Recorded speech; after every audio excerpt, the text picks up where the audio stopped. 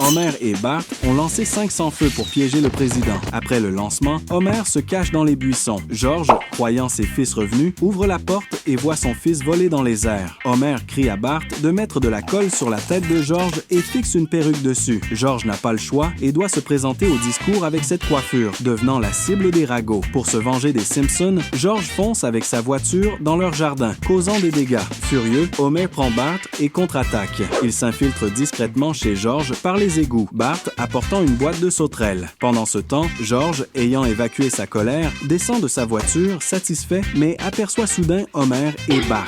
Il soulève le couvercle des égouts et saute dedans. À leur rencontre, ils se jettent l'un sur l'autre pour se battre. Mais Homer, maladroit, est rapidement mis à terre et utilise son poids pour le maintenir au sol. George n'a d'autre choix que de sortir son arme secrète de sa montre. Bart, voyant cela, jette rapidement la boîte de sauterelles, qui encercle George et l'empêche de riposter. Très vite, leur combat s'étend des égouts à la rue, jusqu'à ce que l'épouse de George les fasse arrêter. Elle lui ordonne de s'excuser auprès d'Homer. Il ne voulait pas, mais face à son insistance, il doit céder.